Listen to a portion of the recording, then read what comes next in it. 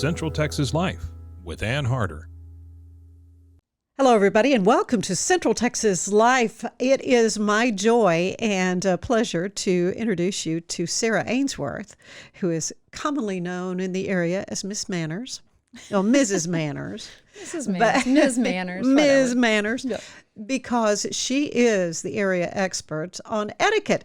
And I loved having you on Central Texas Living, the TV show. We had a lot of fun. And you have already, a couple of years ago, we did a podcast together, but it was time to revisit some things, I think. And I just love talking to you anyway.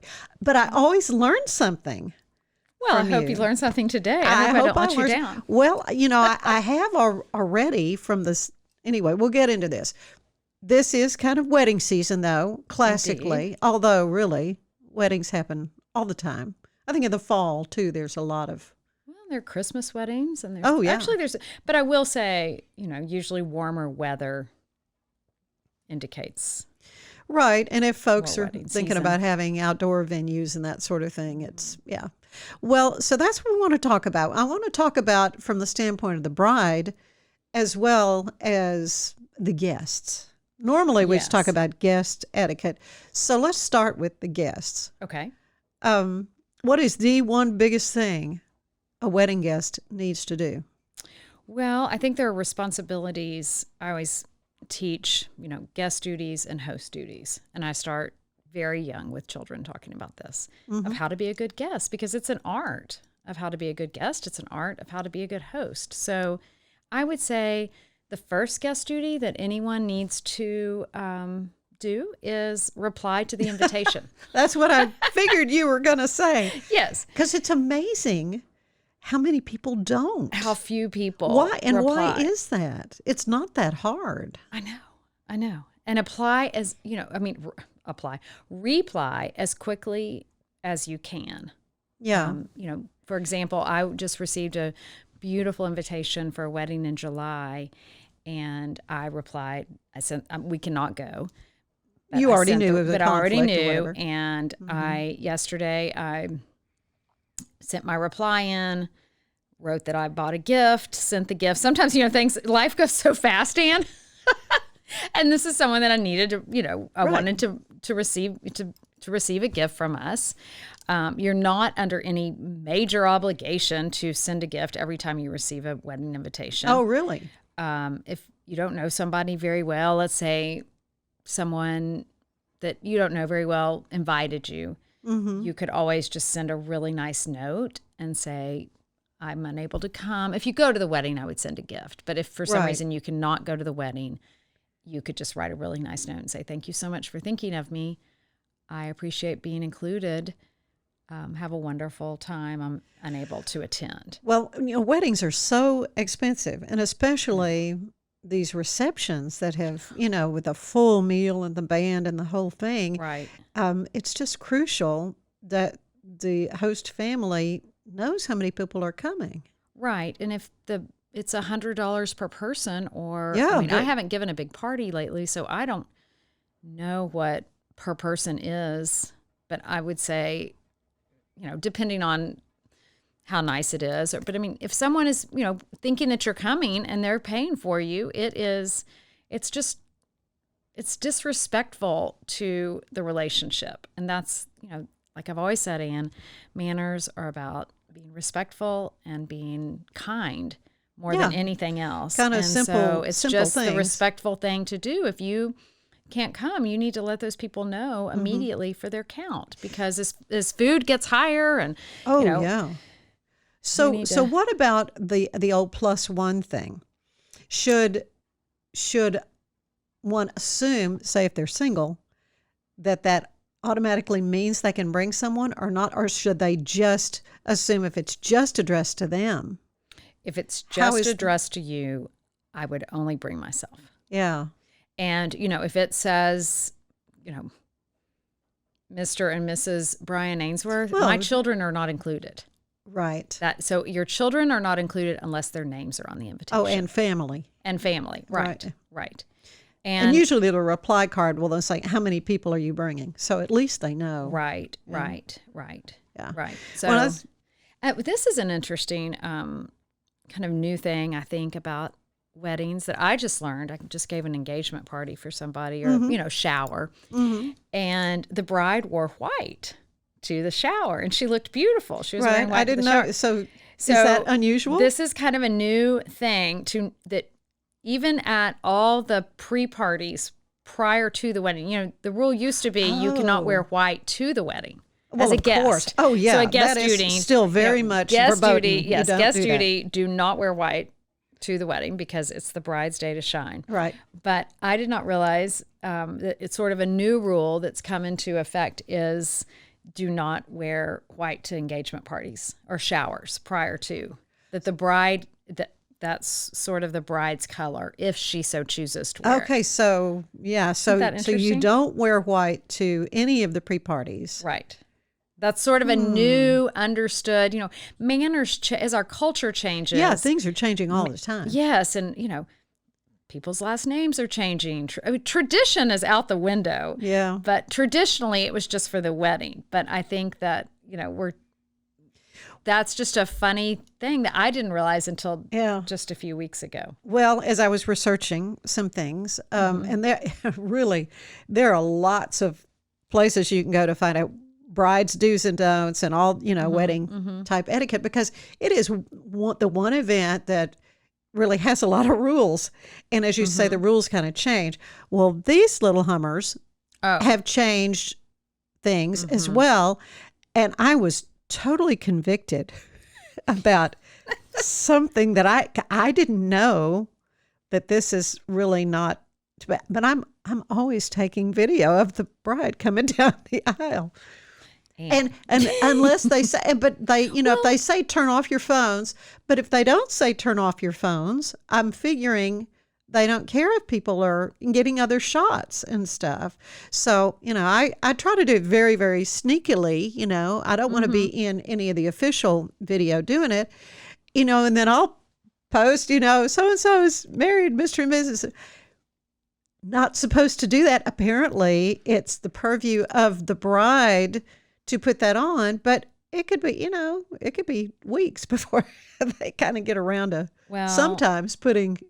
I know. And I don't, a lot of times I do think that this, the taking videos or taking pictures of things, it has become a problem because I think some people have posted on social media and they didn't want people to see it, or, it makes everyone sort of invited to this wedding that you weren't invited to. So yeah, well, then that's the thing. Yeah. That's so where the social media part of me? Right. Yeah. Or I feel left out, or, it just takes away from a little bit of the privacy. I don't, but I think that, as we evolve with technology. Yeah.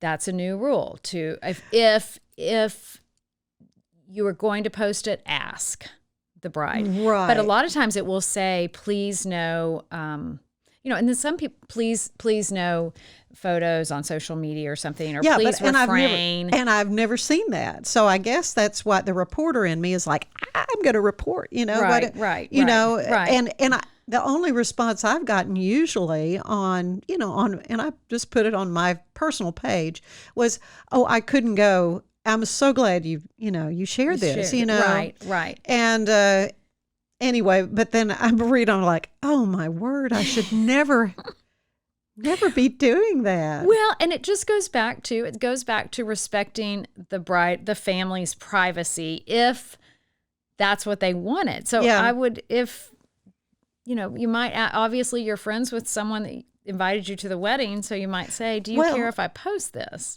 Yeah. I guess that might be the question. I guess people just need to assume I'm going to do it because that's just what I do.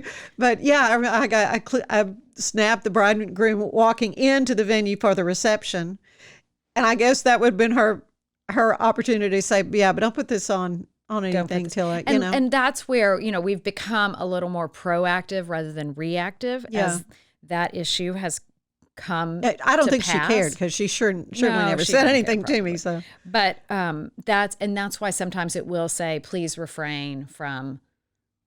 Well, but if it says that somewhere on your, paper that you receive, the bulletin or whatever, the right, program, the the program. program.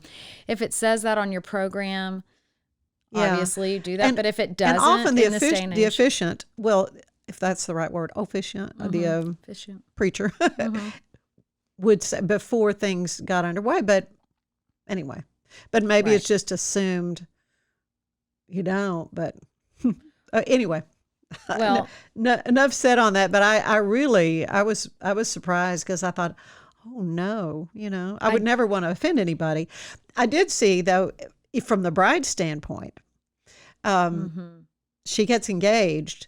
The one thing it specifically said was, don't post it on social media until you have called your family members that you've gotten engaged, because grandma doesn't want to see that on Facebook before she even knew he was going to see, oh, there's my ring, Right.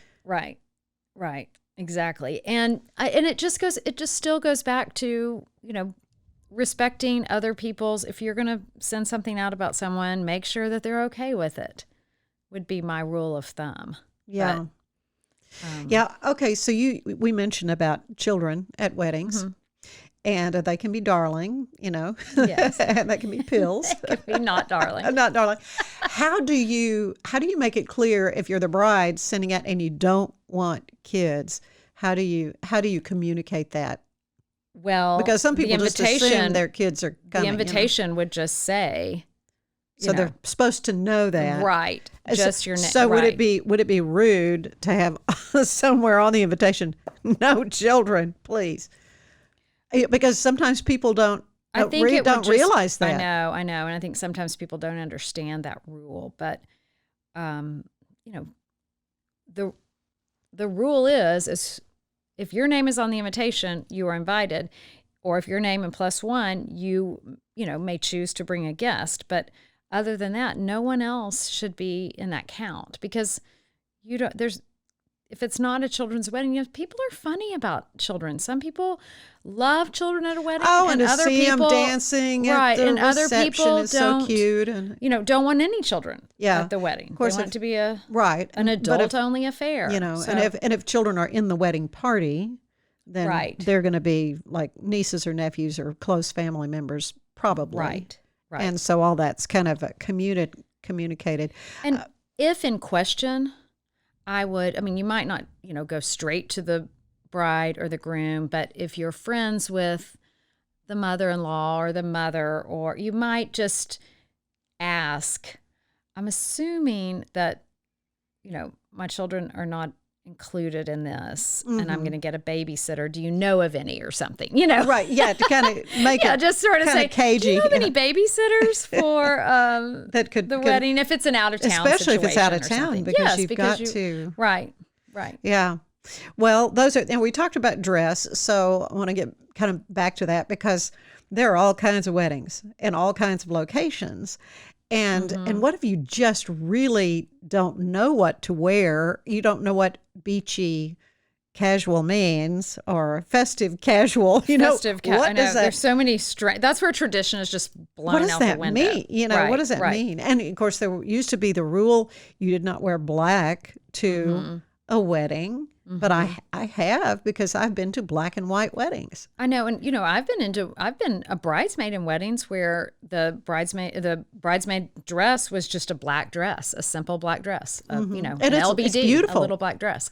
It is. It is very elegant and beautiful. And that's just where the whole idea of very rigid rules is no longer there. There are still the basis, the foundation of respect and protocol is in place, but in terms of even engagement rings, or all rings or names, or bridesmaids, groomsmen, all that has just it's becoming more apropos to that couple, so that it reflects the couple more than this is a rigid set of black and white rules. This is the way we've always done it. Right. And so but what never changes is the respect for the couple, whatever they choose for their ceremony to look like. Okay. Well, we have a lot more to discuss. But we're going to take a quick break. And when we come back, we will hear more about the do's and don'ts from the standpoint of the bride and the guest. Stay with us.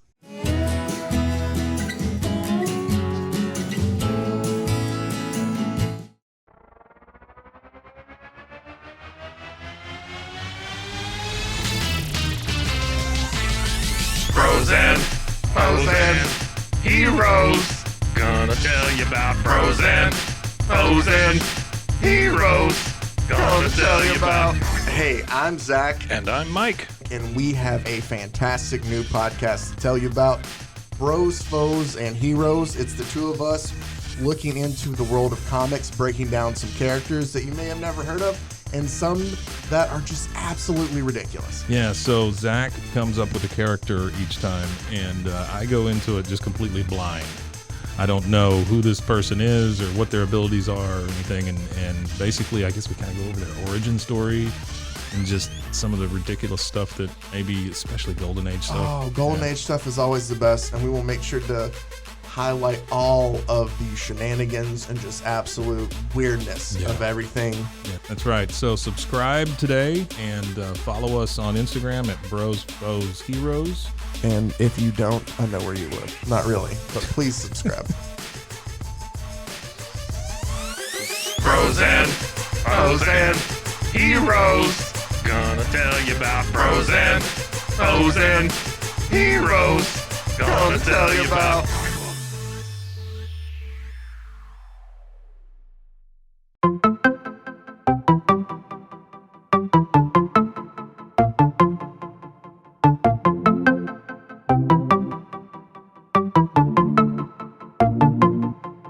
Welcome to One Star Rewind, a new podcast about those dreaded one-star reviews that every business owner hates to receive, but yet every customer loves to read. During this podcast, we will peel back that one-star review to better understand how it happened, when it happened, and what the business owner is doing after receiving that one-star review. This podcast will be about love, hate, and laughter. On One Star Rewind, we will meet with real business owners who will tell their stories and how they do rely on reviews for their business.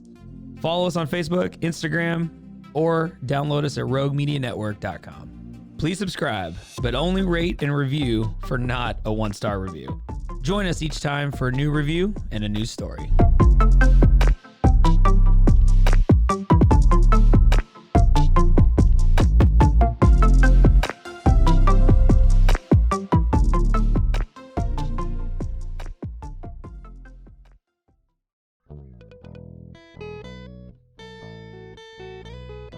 Hi, this is Sarah. And I'm Carter. And this is Some of Our Thoughts. We're two Southern sommeliers, and we want to share everything we love and know about wine. We started hanging out during quarantine and cooking and drinking and listening to music, and we just thought this would be a great way to bring everything we know to you guys. We will make wine knowledge and food pairings easy and approachable. So put on your favorite vinyl, grab your favorite glass of wine, tune into our show, and let's have some fun. Wine and vinyl. So check us out on roguemedianetwork.com or wherever you get your favorite podcast. We'll be talking about a lot.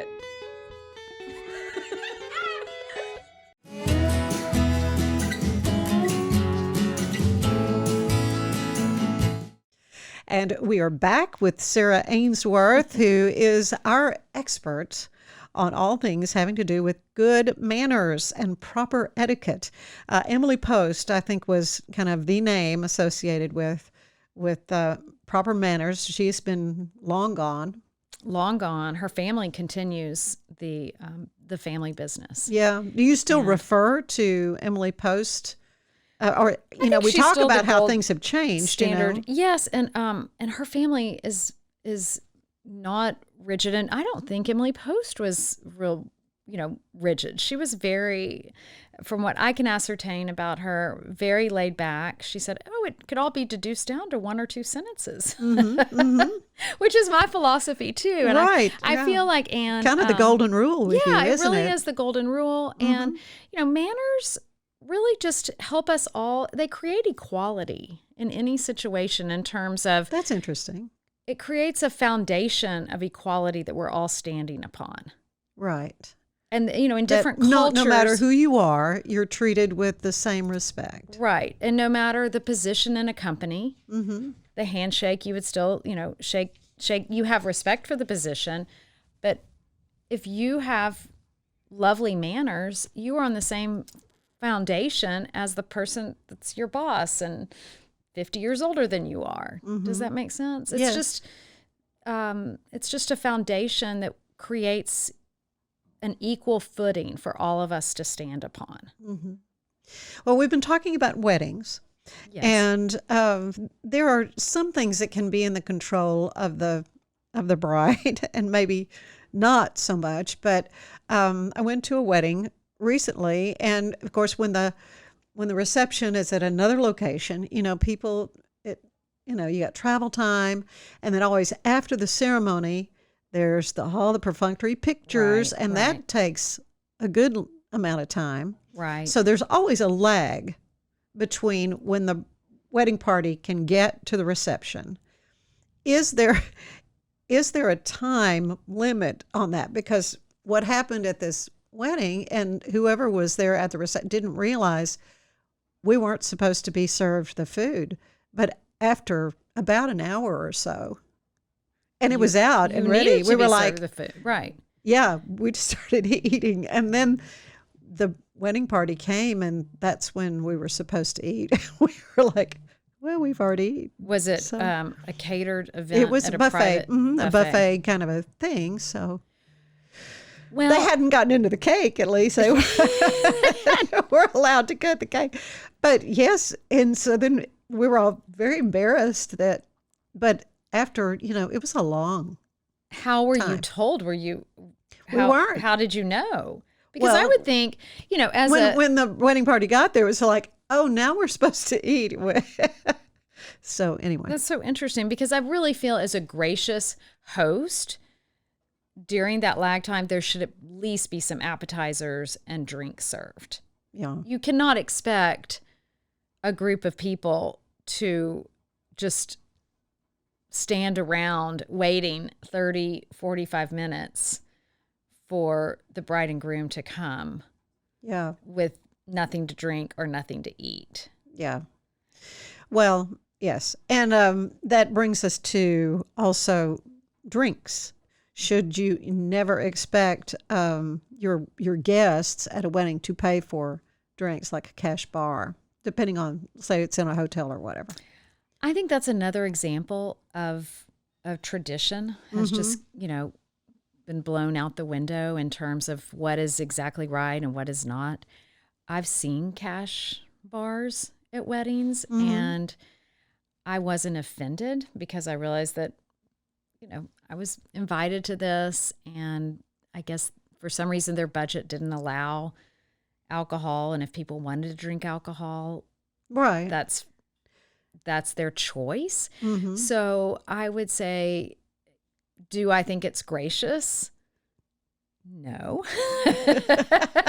But are you going to see it? Yeah. Yes. Yeah. You're going to see it. And I'm personally think if you invite someone to a party, you should provide that. But not everyone can. And Right. so I'm not Well, and usually it's kind of clear. Say if they're Cash bar. teetotal, then they're just not going to serve beer or wine or whatever, Right. and so that's certainly their choice right. to do it. And that way. and usually people in those situations, they're doing the best they can. Yeah, yeah. Oh, yeah. So, but I personally would not. I would invite fewer people. Would be Right. what I would do. Right. I would invite fewer people so that I could have in my budget enough for food and drink. But if I saw it, I certainly wouldn't be offended. I would just think, well, it is what it is. Yes. It is. what Accept it. it. Yeah. What about just sending an invitation to someone just to a reception and not to the wedding ceremony? Is that, I know you that's see that. done. Yeah, you do see that. And maybe the actual wedding is very private and very small, or the location doesn't have enough room for everybody for the reception. But the bottom line is they're asking you to come celebrate their marriage with them. And that's what I think when you get down just to the brass tacks, marriage is so sacred, and an invitation to a wedding is such a compliment that that's true. Whatever it looks like to that couple, you just roll with it. Well, and that's what's good, that it does reflect the character of the couple that's getting married. You mentioned that a lot of women are not taking their husbands' names. Yes, that's changing. How does the preacher introduce the bride and groom? It's not Mr. and Mrs. Well, it's the same as it would be on the envelope of, a written correspondence to them, Mr. Miller and is it Mrs. Abbott or whatever? Yes, yes, it would be, whatever, or so. I would like to introduce to you. It's so confusing. I know. Because Mrs., her maiden name, that would be her mother. Anyway, I don't know. I know, but if someone's let's say it's a late in life marriage. Yeah. And, it's a physician, and the woman's a physician, and she is known as Dr. Smith. Right. And she's 42 years old. Well, she might not want to take her husband's name, because professionally she's really, that's how she's identified. And this is a prime example of sometimes, this is how, as our culture changes, rules change. Yeah. Because even one generation before, the two of us, a woman would not have had a chance to really, there have been very few women that had become physicians and had a doctor title, or, Right. I mean, I always say, and especially for women, things have changed so much in terms of what we can do and what we're allowed to do and what vocation women can choose. So if a woman chooses to keep her name, I think that's fine. How the minister would announce it, or the whoever is officiating the wedding would announce it, would be up to that couple, because regardless of the rules, someone's name is their name. It's their name. That's true. And how they want to be addressed is how they should be addressed. Yeah. I have people call me, actually, even with the symphony, and they'll say, Sarah, this, for patrons or things, it should be this way. And I have a friend that his name's Robert Hickey, and he's written a wonderful book entitled Honor and Respect that's all about names and people's names. And he does the Crane's Blue Book of Stationery. And I'll call him, and I've met him at some of the trainings I've been to, and I'll call him and I'll say, Robert, I have a question for you. And he'll say, Sarah, someone's name is their name, regardless of the rules. How they want their name written is how they want their name, and you must respect it. And I'm like, that's so true, Robert. It's so true. Yeah, so, it's not up to you to change. Right. Their name. I mean, there is the rule of the honorable or whatever. Yeah. There's the rule, and then sometimes, Anne, I had actually a friend who was the mother of the groom, and she called me because she had done something, and someone told her, "Oh, Jenny, that's not appropriate. You can't do that." And I told her, I said, Jenny, sometimes you need to know the rules just to know that you're breaking the rules. So, okay, well, rules can be broken, but right. It's good to know that you're breaking them. Yeah, at least you break them. Exactly. So the next time I'm at a wedding and I'm tempted to video, but right. I will ask from now on about, is it okay if I post right. what I shot today, Right. So right. I just didn't know to ask that.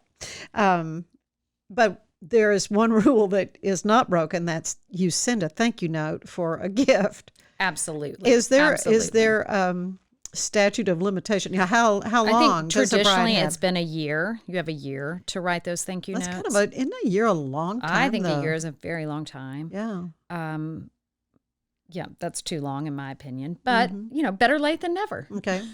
Okay, another and question. It's an acknowledgement. So what a thank you note is an opportunity for the receiver to acknowledge Well, just so the you know it gift. got Yes, there, because- especially in the world of Amazon, and you're just sending something And to you don't them. know. You need to know that they actually got it and that a porch pirate didn't take it, and Right. that's I think the sooner you can get a note out, the better. Next question. I've got plenty of questions for you. Okay. You go to a bridal shower and give a very nice, expensive gift. Are you obligated to do a wedding gift as well for the ceremony? No, I think it just depends on the relationship. Yeah. Or if you do a really nice gift, then you might do something really simple for the wedding. If you want to give it a second Another gift. a little more of a token. Or you go in on the shower, then you might just do a smaller gift for the wedding. Or, Well, showers can be expensive propositions as well. indeed. Yes, they can. And usually, I just gave one. if you go in on a shower, if it's, the hosts give a gift as well. Oh, yes. And so, there's that. So, if it's a destination wedding, you've got that expense. Oh, yeah. Weddings it add adds up. up, yeah. And so I think that, your gift is reflective of your relationship. Okay. Anything we haven't touched on, we need to. Let me think. We've talked about guest duties. We've talked about host duties. Look at most of my notes that I found. This would be for a very, very big wedding where you've got caterers and vendors and stuff running around all day setting up. Mm-hmm. You need to remember, I guess, as the host, to have a tray of sandwiches or something for them to feed the help as well, which I hadn't thought of. Right. Or, and especially if you have a band or something, make sure there's food for the band. Yeah. Make sure there's. That's a good idea. Yeah. Make sure that there's. Yeah, because they're they're working for hours usually themselves. Right. Yeah. And on paying the band, make sure that these vendors, if they want to be paid that night, have that make check sure ready. that you have everything organized and ready. And I think that's where a wedding planner really does help take care of all of those details. And it's worth your stress level, honestly. So that's right. Somebody else is thinking of all these things and is well schooled as and you well. Can just enjoy the moment. Yeah. Well, I like to end these little visits. We've done this already, but it's been 2 years. Yes. And I forgot what you said. And you may have forgotten what you said too. So we're going to do these questions again, similar to the questionnaire. Okay. Yes, let's do the questions. Questions. Okay. You can tell me if your answers have changed. Anyway, what is your favorite word? Love. That's a good one. Yeah. What's your least favorite word? It would there's some words that are, what is that? Is it onomatopoeia, where the word describes what it is? And I was thinking about this the other day. I would have to really think about what my least favorite word is. But it was one where the word was just an ugly word, and it sounded like what the definition of the word was. Spit. Right. It's something like that. And I forgot what the word was. Anyway, you stumped me on that one. All right. Well, good. What turns you on creatively, emotionally, or spiritually? Beauty. I can see that. What turns you off then, creatively or spiritually or emotionally? Being too busy. Oh, man. Preach on. Yeah. What sound do you love the most? I love water. I love waves. So many people say that. Yeah. Well, I think that's something just so nurturing. There's something about, it's why you're baptized in water. There's something about water that is so soothing. So it would be it is either a dripping fountain or waves of an ocean or, it would be water. Yeah. What is your least favorite sound then?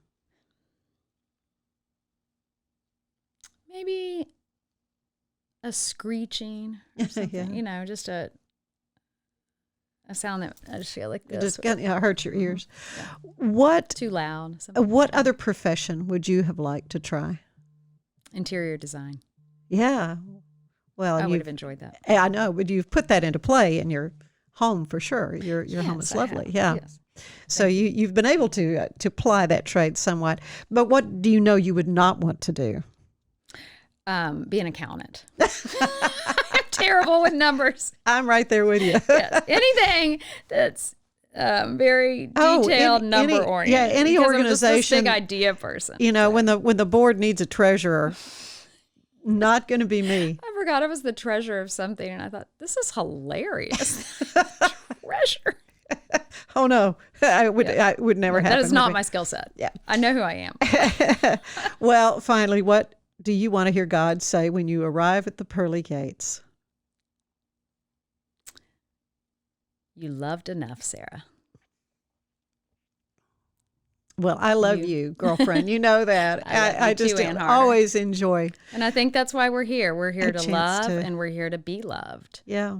And And that really feeds into what you do. And that's really what good manners are all about, is Right, caring right for somebody else enough to to be behave respectful. right, to behave correctly. And that's why when you go to, other countries, you want to be respectful of their customs and their cultures. And that's out of, a mutual Yeah.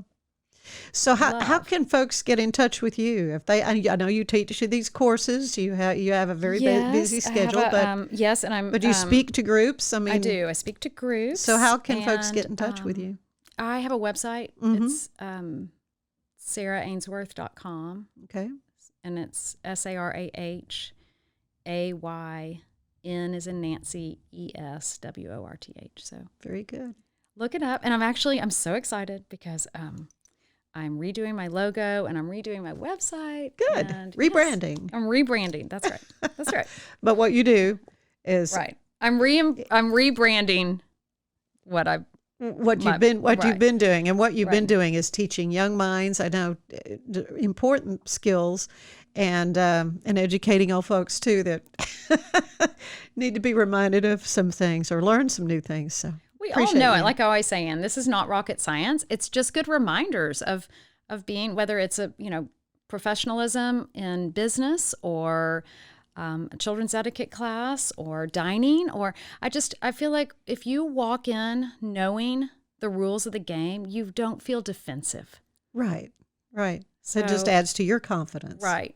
And then Which when is you important. feel confident, Mhm. you make the other person feel confident. Yeah. So, yeah, it's really on a spiritual level, it is sharing Yeah. the love of God and honoring that other person. Yeah. Absolutely. Well, So- you are a delight, and I appreciate your you. time today, Sarah Aynesworth. Thanks.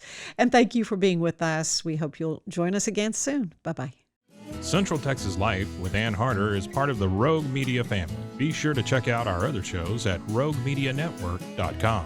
Please rate this show 5 stars on iTunes, Spotify, YouTube, or anywhere you get your podcasts. Join us again soon for more Central Texas Life with Ann Harder.